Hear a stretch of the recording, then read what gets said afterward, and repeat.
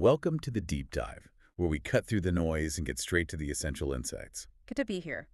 Today, we're diving into something truly fascinating, our ongoing obsession with space. hmm Specifically, America's big plans for going back to the moon, maybe even Mars, and how that stacks up against, the legacy of Apollo 11. That first giant leap. Exactly. So for this deep dive, we've got a couple of really interesting sources. Okay. First, a CBS News report digging into what Americans actually think about these future space trips. Public opinion. Right. Yeah. Always key. And second, a really detailed look at the Apollo 11 landing site, what's actually left there 56 years later. Wow. 56 years. That's something. Isn't it? So our mission today is to explore all that, the different views, what's driving these ambitions, and the sort of tangible echoes of those first steps on another world. Sounds great. Where do we start? Okay, let's unpack this. Let's set the stage first. This week is the 56th anniversary of Apollo 11. Right. July 20th, 1969. That incredible day. Neil Armstrong, Buzz Aldrin, the first humans walking on the moon, just etched in history. Absolutely. A defining moment. And now NASA's gearing up again. You're in this multi-year push. The Artemis program. Exactly. Aiming to get astronauts back on the moon starting, 2026? That's the current timeline, yeah. With Mars potentially in the 2030s. So the big question is, what do Americans actually think about all this effort? Is it worth it or not? Yeah, where does the public stand on these huge, expensive goals? Well, the poll findings are pretty interesting. Turns out, 2/3 of Americans actually say they favor the U.S. sending astronauts back to the moon. 2/3. That's a solid majority. It is, and just as many support going even further to Mars. Okay, so the support is there for both. It seems so. But here's where it gets kind of interesting looking at the demographics. Uh-huh. While most age groups support it, it's actually young people who show the strongest support for going to Mars. That is interesting. More future-focused, perhaps. Less tied to the Apollo era, maybe. Could be. It suggests a real forward-looking perspective, Yeah, and this really raises an important question, doesn't it? These poll numbers, they show this tension Tension how? between that, human drive to explore, to reach for the stars, Right. and the really pressing problems we have right here on Earth, immediate concerns. The why spend money up there when we need it down here argument. Exactly. And it's not just, this tension shapes where public money goes, how we even talk about science. Understanding that split is, I think, pretty crucial. That's a really key point.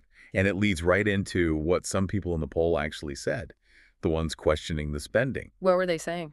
Things like anonymous quotes. We have so many problems here on Earth. Poverty, healthcare, education. The essentials? Right. If the money's not going back to taxpayers, it should be improving life down here. Or another one, going to space is a great luxury, but we can't afford to do that right now. Yeah, those are powerful arguments. And we heard similar things from specific people interviewed, like Brooke. What did Brooke say? Brooke said, I'm personally against it for now. Not forever, mind you, but just the timing. Okay. Saying, right now, there are just too many urgent issues. Poverty, education, healthcare, support for disabled people. Things we're failing at here. A sense of priority. Exactly. Yeah. And Lee felt similarly. Lee mentioned being excited watching past landings, but there were so many things going on in the world at the moment that I think should take priority over the exploration of space right now. Yeah. It's that feeling of, responsibility for what's right in front of us. Okay, so that's one side. But then you've got the counter-arguments. Mm-hmm. People who see real benefit. Right. Like Jane, another respondent, she put it quite beautifully, I thought. How so? She said, I think the scientific knowledge is going to benefit humanity. Yeah. It gives us a hope, and it spurred a lot of innovation. The innovation argument. And what's fascinating here Yeah. is how Jane's point connects directly to, real stuff, things we actually use. You mean like Teflon, that old example? Well, maybe not Teflon exactly, but think about GPS. Mm-hmm. Or even microwaves. Microwaves, really? Yeah, the technology behind them was significantly advanced, partly because of space exploration needs. These things are practical. They're in everyday use. Huh. I didn't realize the microwave connection was that strong. It's part of that ripple effect. Innovation for space trickles down, and that reinforces the poll finding, right? That most Americans do believe the space program contributes at least some to scientific advances they can actually use. That makes sense. It's not just abstract science up there. Not at all. And speaking of connections, the poll also touched on people's personal memories, their feelings about it. The human element. Yeah. Jane, the same woman we just mentioned, she shared this really vivid memory from 1969. She was 10, Watching the landing. watching it with her 19-year-old sister. And get this, she said they stood on their heads while watching. Chuckles lightly. On their heads. Why? She said they thought they'd be the only ones in the country doing it. And afterwards, they went outside, looked up at the moon. Knowing people were up there. Exactly. Just amazed that people were actually walking on it right then. That's a powerful memory. It really captures the awe of that moment. It really does. So, okay, fast forward to today. With all this talk of maybe building moon colonies, A long way off, but yeah. the poll asked people, if there was a moon colony, would you go? Ooh, interesting question. What did they say? Well, it was varied. Jane, for instance, she said yes, Yeah. but probably not in the first rocket. Cautious. Sensible, maybe. Let them work out the kinks first. Yeah. But then you had Ravindra. Totally different take. Oh. Ravindra said, I think I will go on the first rocket. Wow. Just like that? Ready to go? Right. Talk about enthusiasm versus caution. It really shows that spectrum, doesn't it? Yeah. Human courage, curiosity, practicality. Definitely. I mean, contrast Ravindra's eagerness with Brooke, who said they're not really a big vacation person anyway and would only go on trips with, quote, meaning behind them. So the moon doesn't count as meaningful enough, or maybe too much like a vacation. Perhaps. Or think about Lee, who dislikes flying so much that she hasn't been on a plane in about 20 years. So, going to the moon, definitely not happening. Okay, yeah. Flying to the corner store is one thing. Flying to the moon, quite another. Exactly. And these personal choices, they kind of mirror the bigger societal views on risk, purpose, comfort zones, you know? That's a great connection. Uh-huh. Okay, let's shift gears a bit then. We've talked about opinions, hopes, fears. Mm-hmm. What about the actual stuff? Yeah. The tangible evidence left behind. After 56 years, what is actually still sitting on the moon from Apollo 11? Right. Well, the main reason things were left was pretty practical weight. To save fuel for the trip back. Precisely. Every kilogram counted for getting the ascent module off the moon and back to Earth. So non-essentials got left behind. Makes sense. So what are we talking about? What's the big stuff? The biggest single thing is the descent stage of the lunar module. That's the base part, gold and silver looking structure. So launch pad they used to leave? Exactly. And near that, you've got the scientific instruments they deployed, Okay. a seismometer to measure moonquakes, and a laser reflector. Oh, the one they still bounce lasers off of. That's the one. It still works today. Let's scientists measure the Earth-Moon distance with incredible accuracy. Amazing.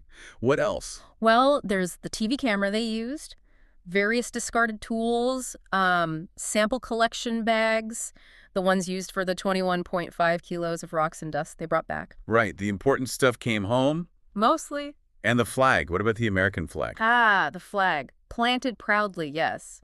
But there's a story there. Oh. It seems it was accidentally knocked over by the rocket exhaust when the ascent module launched. Oh, no. So it's lying in the dust. Probably. No. And its condition after 56 years. Well, it was just ordinary nylon. Not built to last up there. Not really. Unfiltered sunlight, huge temperature swings. If anything's left, it's likely, brittle, maybe torn, and totally bleached ghost white by the sun. Wow.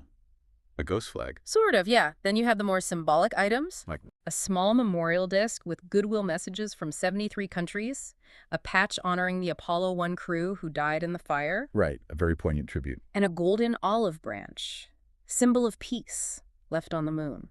Those are quite profound things to leave behind. They are. And then, here's the surprising one maybe. Go on. Bags of human waste. You're kidding. Urine and feces on the moon. And vomit, apparently. Yep.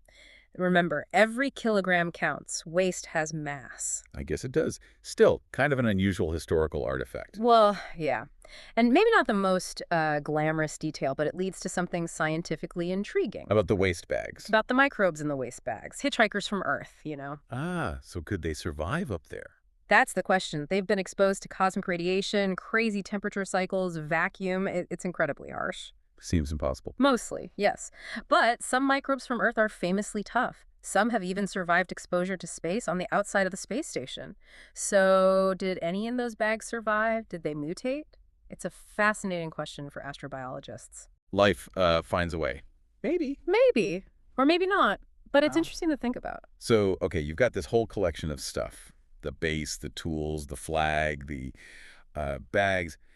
How has the site itself held up over 56 years on that hostile surface? Well, the moon's environment is incredibly static in many ways. How so? No wind, no real atmosphere, no rain or flowing water, no tectonic plates shifting around. Nothing to erode things like on Earth. Exactly, which means those footprints Armstrong and Aldrin left, they could last for, well, potentially millions of years. Millions, that's hard to grasp. Our footprints here vanish in minutes sometimes. It's a stark contrast, isn't it?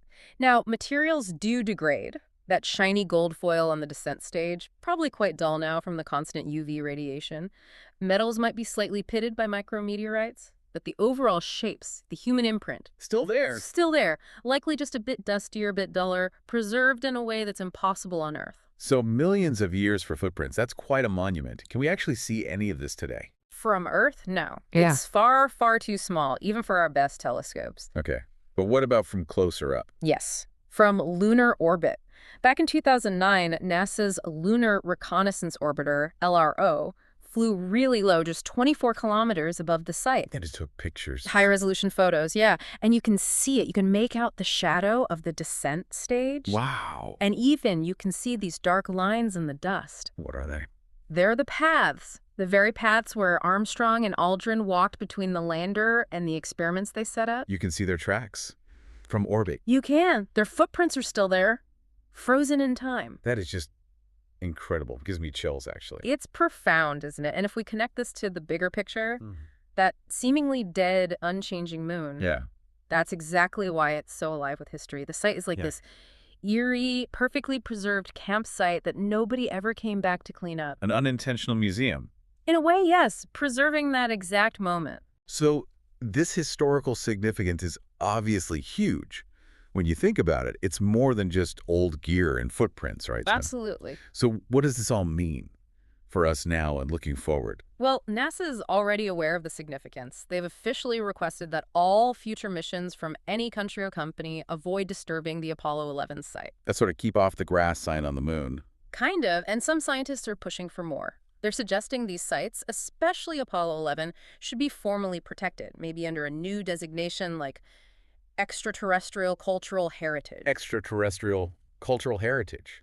That is a ring to it. It acknowledges that this isn't just American history, it's human history, a site of universal value. It really is a message, isn't it? More than just metal and dust. It's a message saying, we were here. We reached beyond our world. We dared to try. Precisely. And you can imagine, maybe far in the future, it could literally become a museum. A museum on the moon. Why not? Future astronauts, maybe tourists, maybe lunar settlers. They can stand, carefully, at the edge of that disturbed patch of dust, Looking at where it all began. gazing at the exact spot where our species first successfully explored another world, seeing those footprints on a world practically without time. What an image. It's just an incredible mix, isn't it? This human ambition pushing us forward and this almost accidental legacy frozen behind us. It is. Ambition and artifacts side by side. So these faint, permanent footprints on that silent, ancient world, they leave us with a pretty big thought, I think. What responsibility do we as a species have to preserve these first indelible marks we made beyond Earth? And maybe, how will future generations, looking back from out there in the cosmos, how will they interpret these footprints? What will they mean then?